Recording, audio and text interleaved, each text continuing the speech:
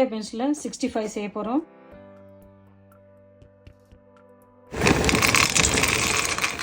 ஒரு 150 கிராம் 65 சேர்த்துக்கலாம்.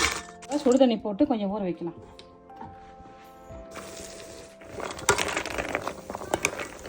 இதை மூடி போட்டு ஒரு 10 நிமிஷம் அப்படியே இருக்கட்டும். நம்ம தண்ணி வடிகட்டிட்டு நம்ம இதை எடுத்துக்கலாம். தண்ணி நல்லா புரிஞ்சிடும்.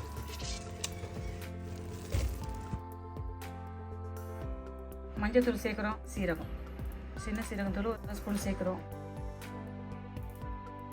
கரம் மசாலா நம்ம ஒரு 1.5 ஸ்பூன் சேர்க்குறோம். காஷ்மீர் சில்லி பவுடர் வந்து 1 ஸ்பூன் சேர்க்குறோம். மிளகாய் துவையல் ஒரு 1/2 ஸ்பூன் சேர்க்குறோம்.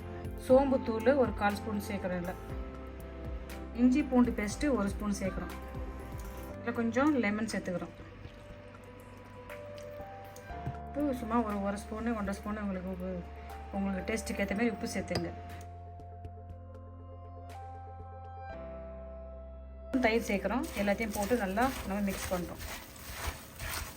மிக்ஸ் பண்ணி இது ஒரு 10 நிமிஷம் அப்படியே ஊற வச்சுட்டு அரிசி மாவு 2 ஸ்பூனு, சோள மாவு 2 ஸ்பூனு, 1 ஸ்பூன் கடல மாவு சேர்த்து நம்ம இதை பொரிக்கிறோம்.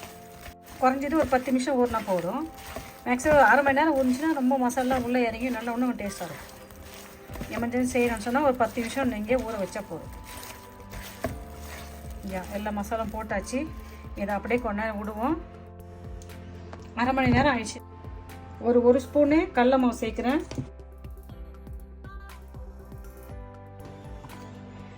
அரிசி மாவு வந்து 1.5 ஸ்பூன் சேர்த்துக்கலாம். சோள மாவு 1 ஸ்பூன் சேர்க்குறேன். சோள மாவு இது கூட நம்ம ஒரு முட்டை ஆட் பண்ணிக்கலாம்.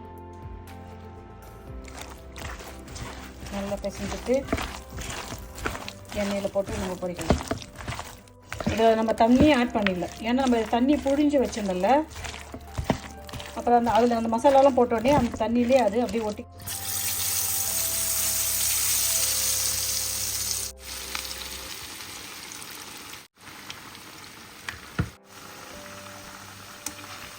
அப்படியே திருப்பி விடலாம். இந்த மாதிரி சோள மாவு சேர்த்துக்கிறேன்ல, அதனால் மசாலாலாம் பிரியாது.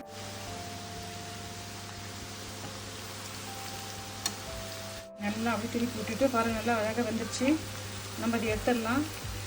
போதும், அதுக்கு மேலே வேணாம்.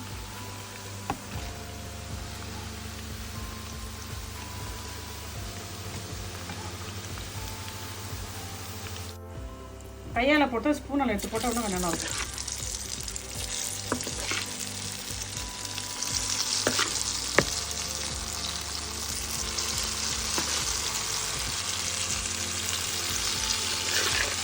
தண்ணியெல்லாம் இல்லை, திட்டமாக இருக்குது பாருங்கள். தண்ணி அளவுக்கு இல்லை. மசாலாலாம் அப்படியே கொட்டிட்டு நல்லா அழகாக இருக்கும்.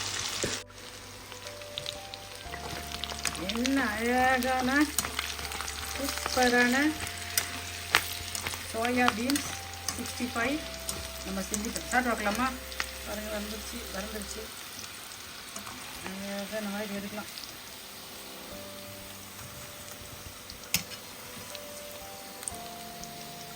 பாருங்கள் என்ன கலர்ஃபுல்லாக அழகாக செஞ்சிச்சு. ஃபைனலாக இது மேலே அப்படியே சும்மா லைட்டாக அப்படியே கொத்தமல்லி தூவி விட்டுட்டு அப்படியே சொல்லலாம். பாருங்கள் என்ன மணக்க என்ன சூப்பரான சுவையான அழகான அருமையான ஒரு சோயா 65 ரெடி ஆகிடுது. நீங்களும் வீட்டில் இந்த மெத்தடில் செஞ்சு பார்த்துட்டு உங்கள் கமெண்ட் எனக்கு சொல்லுங்கள். பாய், தேங்க்யூங்க.